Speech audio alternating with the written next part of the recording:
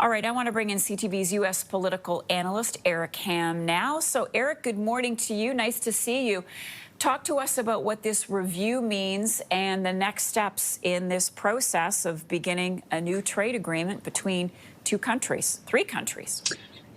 Yeah, that's right, Marcia. And we know that the U.S. Trade Reps Office is actually leading these public consultations with a review that will take place. And then there will be public hearings in November with a report that will be provided to Congress on what the next step should be. Now, already Mexico has begun the process as well of public hearings and consultations about the U.S., Canada, Mexico Free Trade Agreement.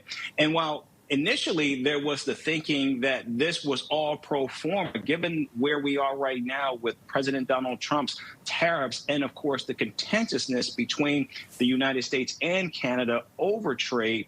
It's unclear where this deal is exactly headed, but certainly right now, the U.S., Canada, Mexico Free Trade Agreement has actually been a boon over these last six years for all three nations. And quite frankly, what we're seeing here is both Canada and Mexico continue to remain top trading partners for the United States. But if, in fact, this deal is renegotiated, and we know that there could be a simple renegotiation to move the agreement forward for the next 16 years, or there could be the president of the United States could certainly use this as an attempt to try to exact other concessions from both nations. So it's unclear exactly where this will actually take us between now and next year when the negotiations begin in earnest. Well, trade is a major concern here. In fact, our Bank of Canada governor was just talking about how the tariffs were impacting the Canadian economy. Certainly some sectors have been hit harder, much harder than others. How do you think Americans are reacting to the issue of trade and tariffs, again, as you wait for your own potential rate cut today from Jerome Powell?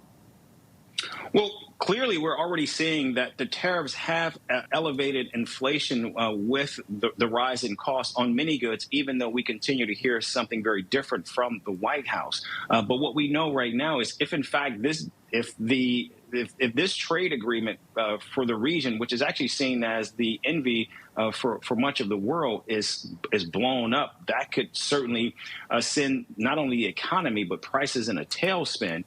Certainly, it will be welcome news if the Fed does, in fact, follow through with a rate cut today. That will certainly provide some relief. But again, there's still so much uncertainty when you're talking about massive trade between the three nations, and of course, the integration that we have seen play out with so many industries ranging from, of course, agriculture to manufacturing, and what that might mean if, in fact, there is a contentious negotiation.